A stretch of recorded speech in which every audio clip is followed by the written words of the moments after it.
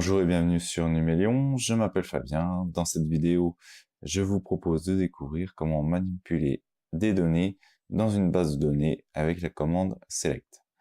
Pour cela, on va utiliser phpMyAdmin et une table de clients en fait qui est fictive. Donc c'est cette table qui se trouve dans phpMyAdmin. On voit qu'on a des clients. Alors il faut savoir que tout est faux, bien entendu. Ces clients n'existent pas. Ça provient d'un logiciel qui génère automatiquement des clients pour justement faire des tests sur les bases de données. Voilà, donc c'est pour ça que tout est en anglais. Je m'excuse. Donc j'utiliserai ces données pour faire la démonstration. Donc dans un premier temps, pour voir la première forme de commande select, je vous propose d'aller dans l'onglet SQL. Donc en fait dans celui-ci, c'est ici qu'on peut faire par exemple des requêtes directement sur notre table client. Alors la première que je vous propose de faire, en fait on va en faire 9. La première que je vous propose de faire, c'est la requête que je vais dire classique, sans condition, celle où on va tout afficher. Alors pour cela, il suffit d'utiliser select, une étoile, ça signifie tout, donc on va sélectionner toutes les colonnes, et donc from la table client. Donc on sélectionne toutes les colonnes provenant de la table client. Il me suffit de faire exécuter, et on voit que j'ai toutes mes colonnes et toutes mes lignes. Ça représente à peu près 5565 lignes, donc j'ai 5565 clients. Alors ensuite, on peut retourner dans notre onglet SQL. La deuxième possibilité qu'on a, c'est de sélectionner des colonnes.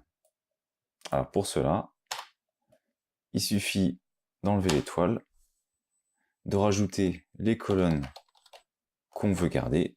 Donc je vais garder 4 colonnes. Ça représente donc le type de client, le sexe, soit une femme, soit un homme, le nom, le prénom et l'adresse email. Voilà, ça pourrait être très utile par exemple si on souhaitait faire des newsletters. Et donc les emails. Donc les données que je viens de rentrer, en fait, ce sont les noms des colonnes. On va le voir tout de suite. Donc si je fais exécuter, voilà, donc j'ai bien mes 4 colonnes qui s'affichent. J'ai toujours mes 5565 clients, puisque je n'ai pas créé de conditions pour sélectionner un client. Voilà, j'ai juste j'ai juste demandé à SQL de me choisir 4 colonnes. Donc, le sexe, femme ou homme, ici, le prénom et le nom, qui sont ici, et donc l'adresse email. Maintenant, on va pouvoir encore affiner. C'est-à-dire que je vais utiliser la même requête que je viens de faire à l'instant. Et cette fois-ci, je vais juste rajouter un mot devant. C'est distinct. Ça signifie que la sélection va se faire donc sur la table. Je reprends les mêmes colonnes.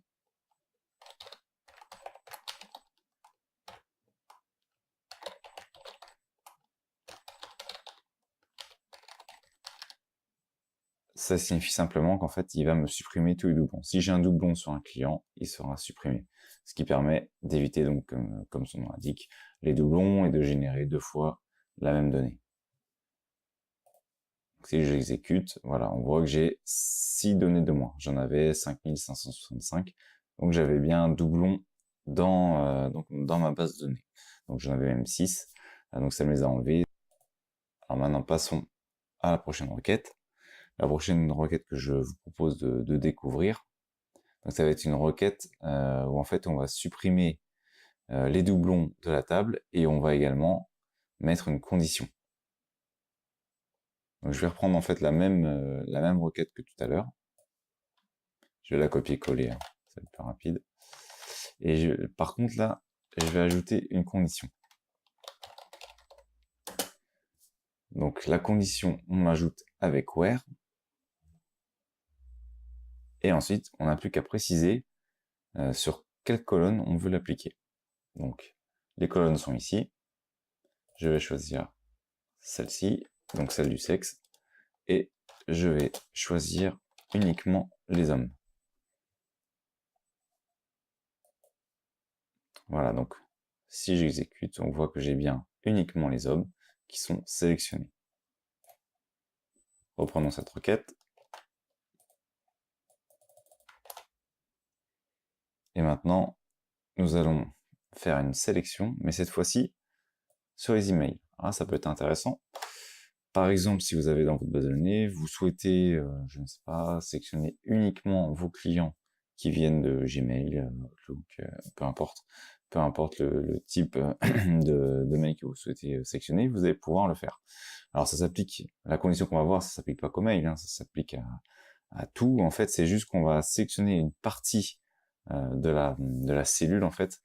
Donc pour chaque client, dans la partie email, si elle se termine ou si elle contient ce que nous allons mettre entre guillemets, à ce moment-là, ça sera sélectionné et donc ça affichera le client. Donc, dans mon cas, je vais mettre donc email. Alors, il faut trouver juste la colonne, elle est ici. On utilise like et ensuite on met la donnée que l'on souhaite. Alors là, je vais donc mettre le symbole des pourcentages tout simplement pour dire si ça contient ce qui est entre les symboles pourcentage. À ce moment-là, il faut afficher le client. Donc, comme c'est une table fictive, les adresses email sont fausses. Alors, j'ai pas de Gmail, j'ai pas de Outlook.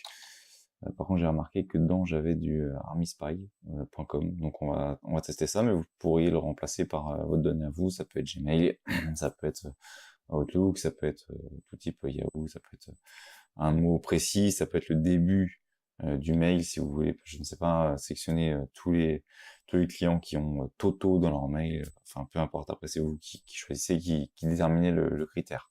Donc là, on sélectionne les 4 colonnes sans doublon dans notre table client et la condition, c'est que l'email contienne armyspy.com.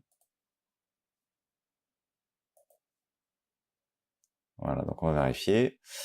On a bien que des clients qui ont le mail armyspy.com. Continuons. Voyons une autre requête. Maintenant, ce qu'on va faire, c'est qu'on va même créer une double condition, en fait.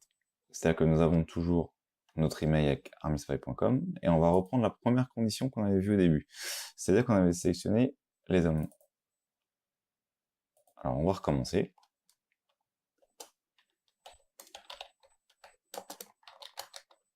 Cette requête va donc sélectionner et les hommes et ceux qui ont armyspy. Donc en fait, il faut qu'il y ait les deux conditions qui soient réunies. Si j'avais voulu que ce soit ou l'un ou l'autre, j'aurais utilisé OR. J'aurais utilisé celle-ci. Mais là, ce que je veux vraiment, c'est que ce soit des hommes qui ont une adresse email qui contient armyspy.com. Alors, effectivement, j'ai oublié de mettre égal. Voilà. Donc, j'ai bien que des hommes qui ont une adresse email armyspy.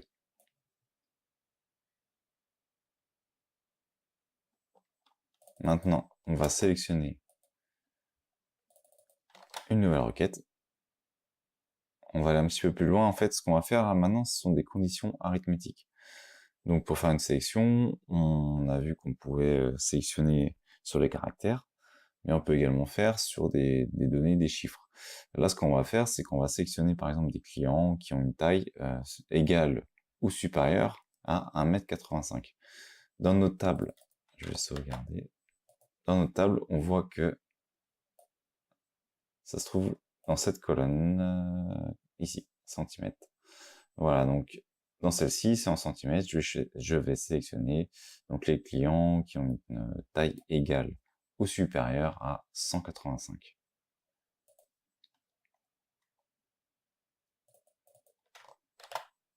Pour cela, je retourne dans l'onglet SQL et je vais donc inscrire à la place, donc dans Where, j'utilise la table centimètres et c'est assez simple, hein, donc c'est une condition arithmétique, donc ça va être, j'ai dit, supérieur ou égal à 185.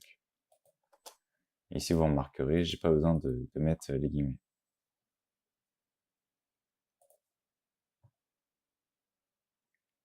Voilà, donc ça m'affiche tous les clients qui ont une taille supérieure à 185 cm. Si vous voulez vérifier, en fait, j'ai pas mis la colonne, hein, on peut la rajouter si vous voulez.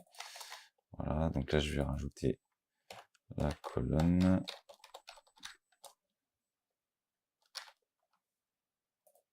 Hop, on voit bien que j'ai que des clients qui ont une taille supérieure ou égale à 185.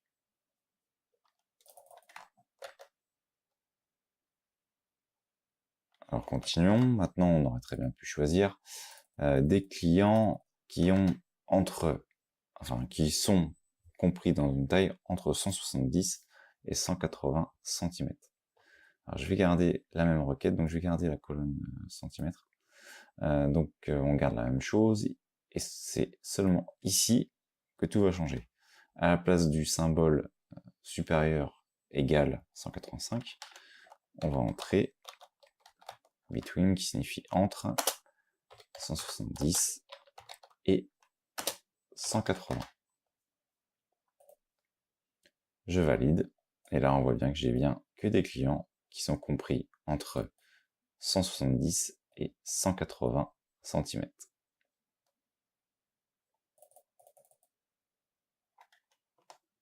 On vient d'agir donc sur le côté arithmétique, mais ce qu'on aurait pu faire également, c'est choisir nos clients, et ce sera d'ailleurs notre dernière requête, nos clients qui proviennent d'une ville précise. D'accord? Donc là, en l'occurrence, on va choisir les villes de Montréal au Canada et les villes de Paris, donc en France.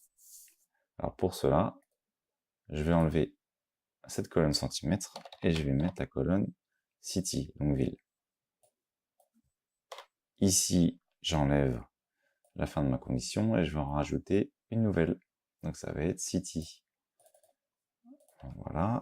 Et j'ai juste à ajouter in et mes deux villes. Donc Montréal, virgule,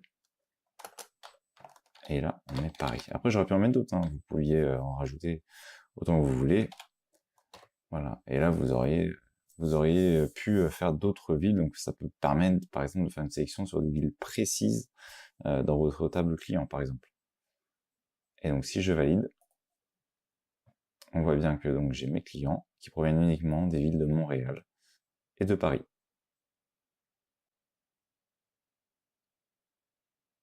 Si cette vidéo vous a plu, n'hésitez pas à la partager. Et d'ailleurs, vous pouvez me retrouver sur les réseaux sociaux, donc avec les liens qui vont s'afficher dans la description. Je vous dis à bientôt pour une nouvelle vidéo sur Numéléon.